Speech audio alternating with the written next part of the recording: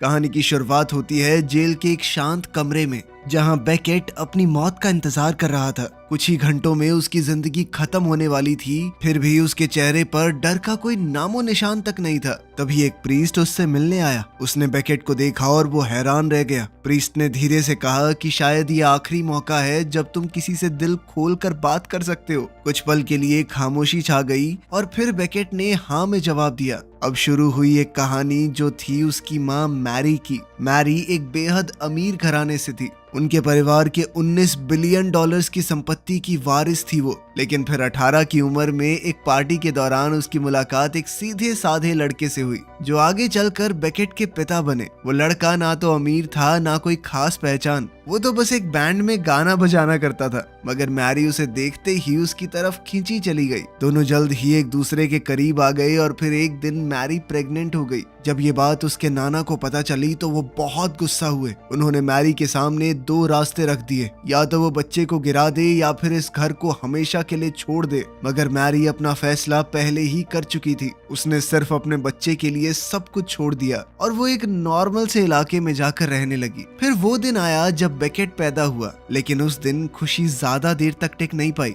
जैसे ही उसके पिता ने बच्चे को देखा तो उन्हें इतना बड़ा झटका लगा कि उनकी वहीं पर मौत हो गई और एक पल में मैरी ने सब कुछ खो दिया। अब वो बिल्कुल अकेली थी, लेकिन उसने हिम्मत नहीं हारी। उसने दिन रात मेहनत की और मोटर व्हीकल्स डिपार्टमेंट में छोटी सी नौकरी की। वो रोज बेकेट को बताती थी कि मुझे भले ही घर से निकाल दिया गया है, लेकिन मैं फिर भी उस जायदाद की हकदार हूँ। रेड फेलो परिवार की दौलत एक दिन उस तक जरूर आएगी, बस एक शर्त थी कि उन्हें इंतजार करना होगा। बेकेट बचपन से ही काफी समझदार था। गरीबी के बीच रहते हुए भी उसकी माँ ने उसे बिल्कुल अमीरों की तरह पाला। वही तहजीब, वही क्लास और एक अलग सा अंदाज। वो पियानो बजाता, आर्चरी करता और बचपन से ही एक सूट पहनता था। फिर एक दिन आर्चरी की क्लास में उसकी मुलाकात जूलिया से हुई और वो उसे बस देखता ही रह गया। लेकिन जूलिया अमीर थी और उसने बेकेट को एक आम लड़का समझकर नजरअंदाज कर दिया। फिर भी बेकेट ने उससे कहा कि एक दिन वो भी बहुत अमीर बनेगा। धीरे धीरे दोनों दोस्त बन गए और फिर जूलिया उसके पियानो प्रोग्राम में भी आ गई।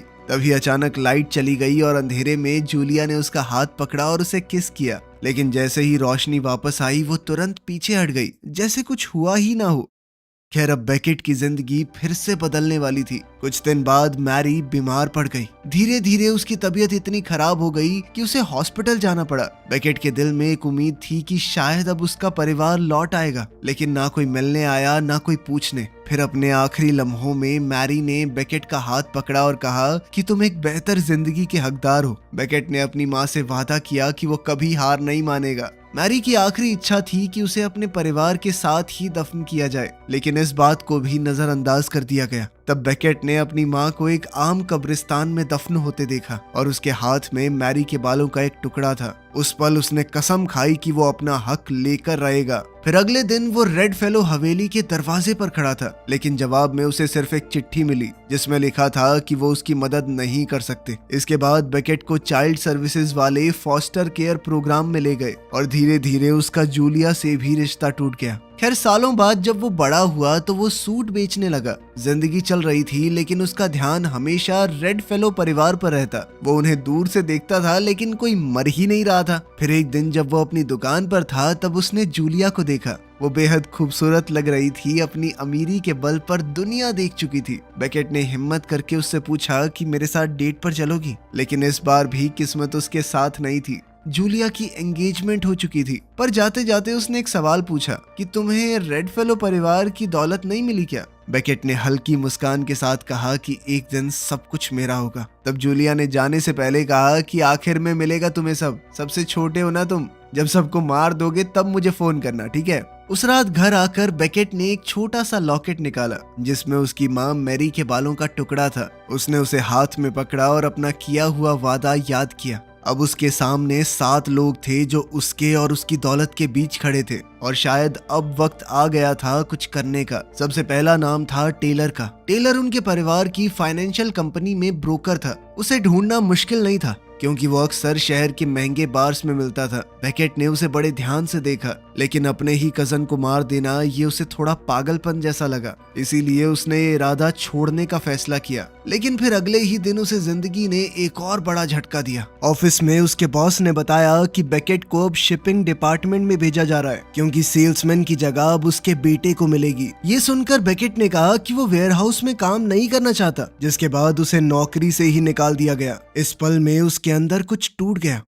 फिर कुछ दिनों बाद हम देखते हैं कि टेलर ने एक शानदार पार्टी में हेलीकॉप्टर से एंट्री की। वो हवा में नोट उड़ाता हुआ लोगों पर पैसे बरसा रहा था और फिर बिना सोचे पूल में कूद गया। पार्टी में घुसना मुश्किल नहीं था, दरवाजे खुले थे, इसलिए बेकेट आसानी से अंदर घुस आया। फिर बेकेट ने देखा कि टेलर जेट स्की लेकर एक याट की तरफ जा रहा है और उसी पल उसके दिमाग में एक ख्याल आया। वो भी एक जेट स्की पर चढ़कर सीधा उस याट तक पहुंच गया। टेलर ने उसे देखा, लेकिन उसने बेकेट को एक एम्प्लॉय समझ लिया। बेकेट ने पहले ये देखा कि याट पर कोई और तो नहीं था। फिर उसने इंतजार किया जब तक टेलर गहरी नींद में नहीं चला गया। इसके बाद उसने धीरे से एंकर को उठाया और टेलर के पैर से बांध दिया। एक पल के लिए उसके हाथ रुके, लेकिन फिर उसने एंकर को पानी में नीचे फेंक दिया। उसी वक्त टेलर की आंख खुल गई, लेकिन अब बहुत देर हो चुकी थी। एक ही पल में रस्सी उसे घसीटकर समुद्र के अंदर ले गई और धीरे धीरे वो डूबकर मारा गया। जब बेकेट जेट स्की पर वापस लौट रहा था तो उसने महसूस किया कि किसी की जान लेना आसान भी हो सकता है, और उसे एहसास हुआ कि उसके अंदर एक अलग सा रोमांच भर गया था। खैर, कुछ दिन बाद बेकेट टेलर के अंतिम संस्कार में गया। वहां उसकी मुलाकात टेलर के पिता वॉरेन से हुई। जैसे ही बेकेट ने अपना इंट्रोडक्शन मैरी के बेटे के रूप में दिया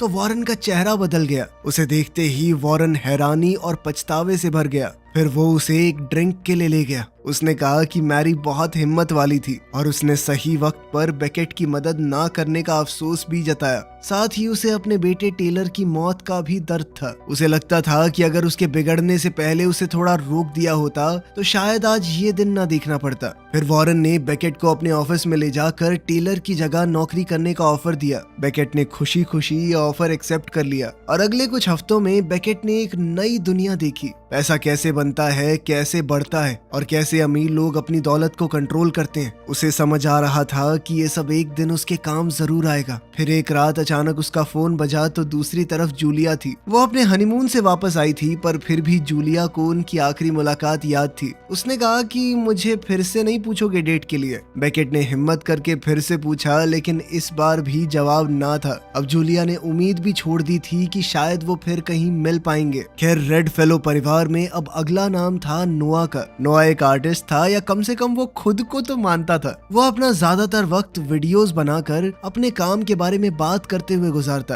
बेकेट ने उसकी वीडियोस देखी तो उसे बिल्कुल मजा नहीं आया। वो समझ गया कि नोआ बस एक अमीर लड़का है जिसके पास बहुत फालतू पैसा है, तो जो भी बनाना चाहता है बना देता है।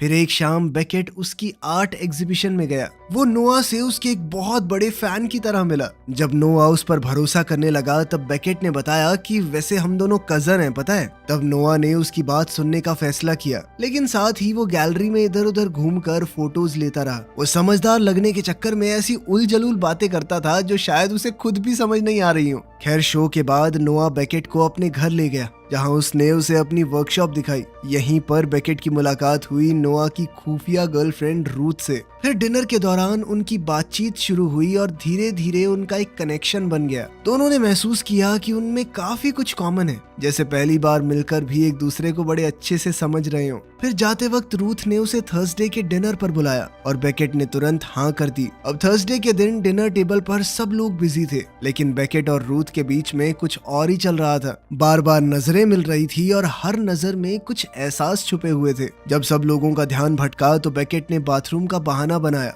लेकिन वो सीधा नोआ की वर्कशॉप में चला गया। वहाँ उसने फोटो डेवलप करने वाले केमिकल्स को उस क्लीनिंग लिक्विड के साथ मिला दिया जो वो पहले से छुपा कर लाया था, ताकि सब कुछ एक एक्सीडेंट जैसा लगे। उसने लाइट बल्ब तोड़ दिया और जमीन पर एक सिगरेट भी गिरा दी। फिर थोड़ी देर बाद नोआ को शक हुआ और वो बेकेट को ढूंढने आया। मगर उसने उसे वर्कशॉप से निकलते हुए पकड़ लिया। एक पल के लिए सब कुछ रुक गया, लेकिन फिर बेकेट ने तुरंत एक्टिंग की और कहा कि मैं तो वो शो वाली एक तस्वीर ढूंढ रहा था यार। नोआ इस बात से बहुत खुश हो गया और उसने कहा कि भाई को साइन करके फोटो दूंगा मैं, चिंता क्यों कर रहा है। खैर पार्टी के बाद बेकेट ने वो तस्वीर सीधा कचरे में फेंक दी। फिर वो एक कोने में रुककर इंतजार करता रहा जब तक रूथ उससे मिलने नहीं आई और दोनों ने एक दूसरे को चूम लिया। इसी दौरान नोआ अपनी वर्कशॉप में गया और जैसे ही उसने लाइट ऑन करने की कोशिश की, अचानक टूटे हुए बल्ब से चिंगारी निकली और एक जोरदार धमाका हुआ। सब कुछ एक ही पल में खत्म हो गया और नोआ की मौके पर मौत हो गई। फिर उसके अंतिम संस्कार के दिन 2 FBI एजेंट बेकर के पास आए और उसे एक बार में ले जाकर सवाल पूछने लगे। बेकेट ने उन्हें मैरी की कहानी बताई और ऐसा नाटक किया कि मैं तो सबसे छोटा हूँ, मुझे पैसों का क्या लालच, मैं क्यों मारूंगा किसी को, मेरे पास तो वैसे भी कुछ नहीं आना। एजेंट्स ने बताया कि जब एक के बाद एक फैमिली मेंबर्स मरते हैं तो उन्हें कुछ रूल फॉलो करने पड़ते हैं, बस इसीलिए पूछताछ कर रहे हैं हम। टेलर की मौत के लगभग 10 महीने बाद वॉरेन ने ऑफिस में जश्न मनाया क्योंकि बेकेट को उसका पहला क्लाइंट मिल गया था। वो काफी इम्प्रेस हुआ और उसने बेकेट को अपना खुद का ऑफिस दे दिया। जिंदगी धीरे धीरे बेकेट के कंट्रोल में आ रही थी। फिर एक दिन जूलिया उसके ऑफिस में आई और कहा कि उसे लोन चाहिए क्योंकि उसका पति कंगाल हो गया है। बेकेट तुरंत समझ गया कि वो उससे फ्लर्ट कर रही है, लेकिन इस बार उसने दिलचस्पी नहीं दिखाई क्योंकि अब उसका ध्यान रूथ पर था। जूलिया को ये बदला हुआ बेकेट पसंद नहीं आया और वहाँ से चली गई, लेकिन जाते जाते उसने कहा कि 2 लोग मर चुके हैं और ये जानना दिलचस्प होगा कि अगला कौन होगा। तो अब अगला नाम था स्टीवन का। स्टीव एक पादरी था जो लोगों की भावनाओं से खेलकर पैसे कमाता और कहता था कि ये सब भगवान के नाम पर हो रहा है। उस पर पैसे की गड़बड़ी के केसेस भी चल चुके थे और उसके काफी दुश्मन भी थे। फिर एक दिन बेकेट ने अपने असिस्टेंट के साथ सूट एक्सचेंज किया और उसे बाहर भेज दिया और फिर वो खुद स्टीवन के शो में पहुंच गया। उसने कहा कि मैं एक रिलीजियस मैगजीन के लिए रिपोर्टर हूँ। बातें चल रही थी और बेकेट सही वक्त का इंतजार कर रहा था। जैसे ही स्टीवन का ध्यान हटा उसने उसकी ड्रिंक में कुछ मिला दिया, लेकिन अचानक सब उल्टा हो गया। स्टीवन ने एक कटाना उठाई और बेकेट के गले पर रख दी। उसकी आंखों में शक था और उसने कहा कि सच बताओ। पता चला कि बेकेट ने जिस नाम का इस्तेमाल किया था वो एक ऐसे रिपोर्टर का था जो पहले ही रिटायर हो चुका है, इसीलिए स्टीवन को शक हो गया। खैर फिर भी बेकेट ने एक्टिंग जारी रखी जैसे उसे कुछ पता ही ना हो। ये देखकर स्टीवन गुस्से में आ गया और उसने डेस्क पर रखी सारी चीजें जोर से गिरा दी। जब स्टीवन ने फिर से तलवार उसके गले पर रखकर उसे धमकाया तब जाकर बेकेट ने सच बताया कि मैं तेरा कजन हूँ यार। ये सुनते ही स्टीवन का गुस्सा तुरंत शांत हो गया। उसने माफी मांगी और बताया कि मुझे लगा तू किसी दूसरे न्यूज़पेपर का रिपोर्टर है और मेरे खिलाफ कोई आर्टिकल लिखने वाला होगा। फिर जैसे ही उसने अपनी ड्रिंक का एक घूंट पिया तो अचानक उसे हार्ट अटैक आ गया। बाद में पता चला कि स्टीवन वर्कआउट सप्लीमेंट्स लेता था जो अगर ज्यादा क्वांटिटी में ले लो तो जानलेवा हो सकते हैं और इसीलिए बेकेट ने उसके कप में थोड़ा एक्स्ट्रा डाल दिया था। चर्च ने भी इन्वेस्टिगेशन से बचने के लिए इस मौत को चुपचाप दबा दिया। इस दौरान बेकेट रूथ से मिलता रहा, लेकिन सिर्फ एक दोस्त की तरह। एक दिन रूथ ने बताया कि डिनर पार्टी के बाद मैं नोआ से ब्रेकअप करने ही वाली थी, इसीलिए अब उसे पछतावा हो रहा था कि ना तो वो उसके लिए रो पा रही है और ना उसे मिस कर पा रही है। बेकेट ने उसे समझाया कि ऐसा महसूस करना बिल्कुल नॉर्मल है। फिर दोनों ने फैसला किया कि वो उसके घर पर डिनर करेंगे। शाम को जब बेकेट घर पहुंचा तो वो हैरान रह गया। उसके लिविंग रूम में जूलिया बैठी थी। उसने बताया कि मैंने ऑफिस जाकर चाबियां चुरा ली थी और फिर वो शिकायत करने लगी कि तुम मेरे कॉल्स और ईमेल्स को इग्नोर क्यों कर रहे हो। मगर बेकेट अपनी निजी जिंदगी के बारे में बात नहीं करना चाहता था। जूलिया उसके करीब आई, फ्लर्ट किया और लगभग उसे किस करने ही वाली थी। तभी अचानक घर की घंटी बजी। अब बेकेट ने तुरंत जूलिया को पीछे के दरवाजे से बाहर भेज दिया। फिर उसने रूथ से मिलकर झूठ बोला कि किचन में कुछ प्रॉब्लम हो गई है,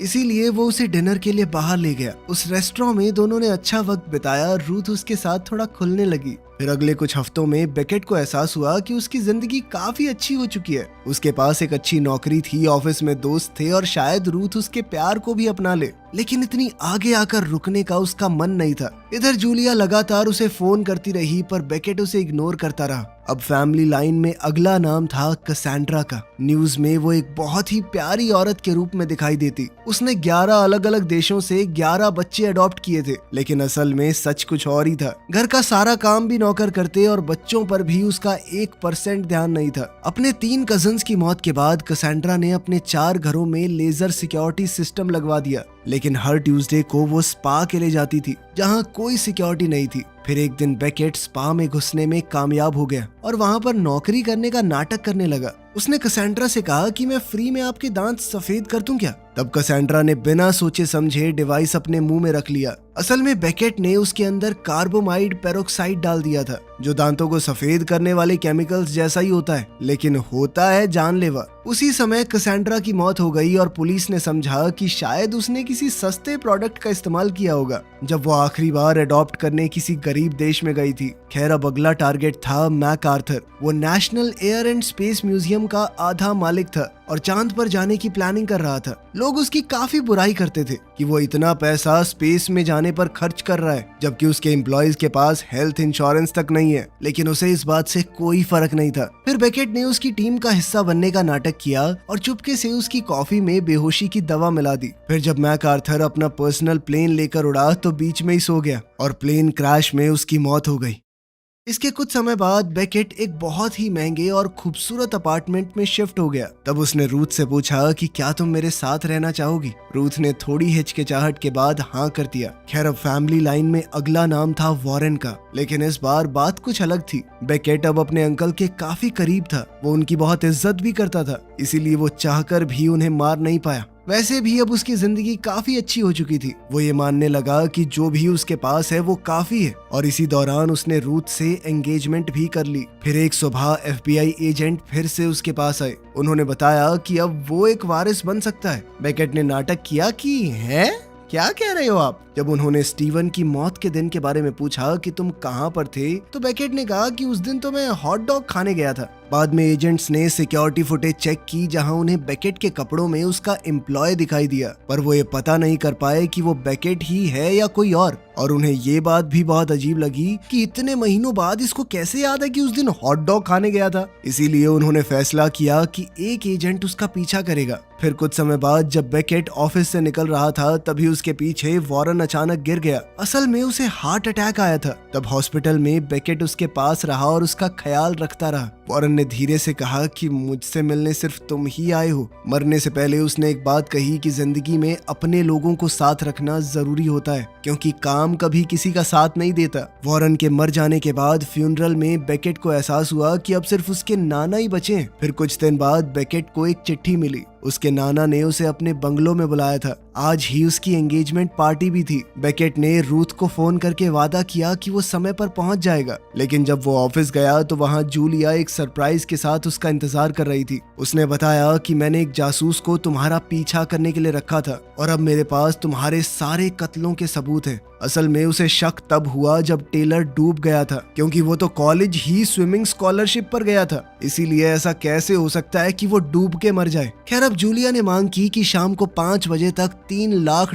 मेरे पति को दे देना, वरना मैं ये सारी तस्वीरें रूथ को भेज दूंगी। ये सुनते ही बेकेट के पैरों तले जमीन खिसक गई। अब वो तुरंत ऑफिस से भागा और अपने असिस्टेंट से कहा कि मेरे थोड़े बहुत स्टॉक बेच दो। वहीं बाहर FBI एजेंट ने ये सब देखकर उसका पीछा जारी रखा। कुछ ही देर में बेकेट जूलिया के पति लायल के ऑफिस में घुस गया। लायल लगातार शराब पीने में लगा हुआ था, क्योंकि वो बेचारा कंगाल हो चुका था। जब बेकेट पैसों का इंतजाम कर रहा था तब लायल उसका मजाक उड़ाने लगा। उसने कहा, साले गरीब बड़ा आदमी होने का नाटक कर रहा है मेरे आगे। ये सुनकर बेकेट का गुस्सा फूट गया और उसने सीधा चमाट दे मारा। लायल ने वापस हमला करने की कोशिश की, लेकिन वो इतने नशे में था कि खुद को संभाल नहीं पाया। बेकेट ने आसानी से उसे नीचे गिरा दिया। लायल जमीन पर बैठकर बच्चे की तरह रोने लगा। इस सब के बाद बेकेट सीधा रेड फेलो बंगलो पहुंच गया। उसने रूथ को मैसेज करके बताया कि यार मैं लेट हो जाऊंगा, सॉरी, लेकिन मैसेज डिलीवर ही नहीं हुआ। उधर रूथ सब मेहमानों से मिल रही थी और इधर बेकेट अपने नाना से। व्हाइटलॉ ने उसे देखते ही पूछा कि तुमने इतनी जल्दी फाइनेंस की दुनिया में इतनी बड़ी पोजीशन कैसे हासिल कर ली? फिर वो कहने लगा कि मैरी, तुम्हारी माँ मेरी सबसे पसंदीदा बेटी थी, लेकिन जब बेकेट ने पूछा तो फिर आपने उनकी मदद क्यों नहीं की, तो व्हाइटलॉ चुप हो गया। उसने कोई जवाब नहीं दिया। इसके बाद व्हाइटलॉ ने एक पुरानी बंदूक निकाली जो कई पीढ़ियों से फैमिली में चलती आ रही थी। उसने उसमें गोली भरी और सीधा बेकेट के हाथ में दे दी। उसने कहा, सब कुछ खत्म कर दो आज। अब बेकेट ने बंदूक उठाई और अपने नाना पर तान दी, लेकिन उसका हाथ कांप गया। वो ये नहीं कर पाया और सीधा वहाँ से चला गया। लेकिन जैसे ही वो बाहर जाने लगा उसने देखा कि दरवाजा बंद था और बाहर गार्ड खड़ा था। तब बेकेट ने दूसरे कमरे की खिड़की खोलने की कोशिश की लेकिन वो भी बंद थी। तभी अचानक उसे एक आवाज सुनाई दी। जैसे ही उसने दरवाजा खोला तो सामने व्हाइट लॉ बंदूक लेकर खड़ा था और जब उसने गोली चलाई तो बेकेट ने बड़ी मुश्किल से बचाव किया, लेकिन गोली उसकी बाजू को छू कर निकल गई। तभी अचानक दरवाजा टूट गया और उसी पल बेकेट ने एक लकड़ी का टुकड़ा उठाया और व्हाइट लॉ के पैर में घुसा दिया। फिर बेकेट ने भागना शुरू किया लेकिन व्हाइट लॉ उसका पीछा करता रहा, लगातार गोलियां चलाता रहा। साथ ही वो बताता रहा कि सारे दरवाजे गार्ड्स ने बंद कर दिए हैं, मतलब बेकेट के पास भागने का कोई रास्ता नहीं है।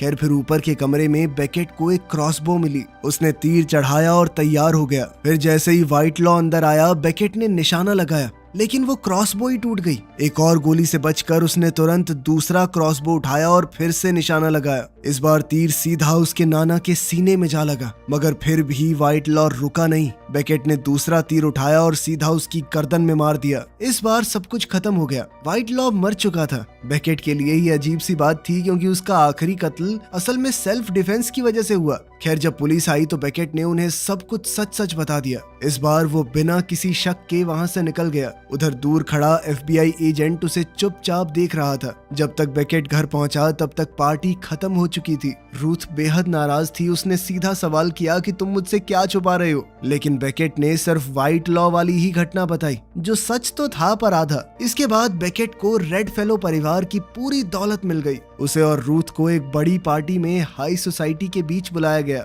बेकेट तो खुश था लेकिन रूथ को वहाँ अजीब लग रहा था। लेकिन ये खुशी ज्यादा देर तक नहीं टिक पाई। अचानक से FBI वहाँ पहुँच गई और बेकेट को जूलिया के पति लायल के कत्ल के लिए गिरफ्तार कर लिया गया। सबसे बड़ी हैरानी की बात ये थी कि इतने सारे खून करने के बाद भी बेकेट पकड़ा गया तो उस खून के लिए जो उसने कभी किया ही नहीं। उनके पास सिक्योरिटी फुटेज थी जिसमें बेकेट लायल के ऑफिस में घुसता हुआ दिखा। उसके फिंगरप्रिंट भी मर्डर वेपन पर मिले थे। असल में जूलिया को तो सिर्फ लायल की लाश ही मिली थी और कोर्ट में उसने बेकेट के खिलाफ गवाही दी। उसने ये भी कहा कि बेकेट बचपन से उससे प्यार करता था। ये सब सुनकर रूथ टूट गई और कोर्ट से बाहर चली गई, ये सोचकर कि उसने किसी लड़की के चक्कर में उसके पति को मार दिया है। आखिरकार बेकेट को दोषी ठहराया गया और उसे मौत की सजा सुनाई गई। फिर फांसी से पहले जूलिया उससे मिलने आई। बेकेट ने सीधा कहा कि मैं मरना पसंद करूंगा लेकिन तेरे साथ नहीं रहूंगा। तब जूलिया ने बताया कि लायल एक गुड बाय नोट छोड़कर गया था। ये सुनते ही बेकेट पागल सा हो गया। उसने कहा कि पुलिस को क्यों नहीं मिला वो,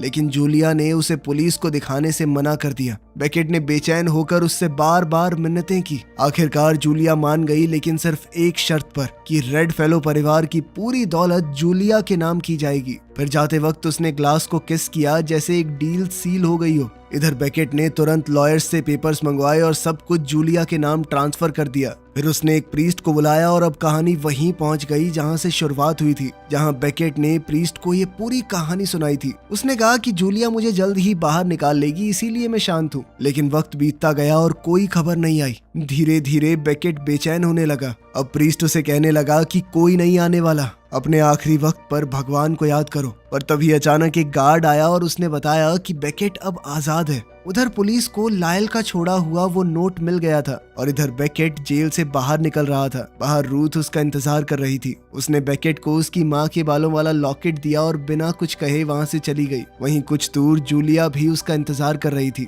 इस बार बेकेट उसके साथ चला गया और अब वो साथ में उस बड़े बंगले में रहेंगे। तो क्या बेकेट के साथ सही हुआ? आप इस बारे में क्या सोचते हैं? कमेंट्स में जरूर बताना। मिलते हैं अगली वीडियो में।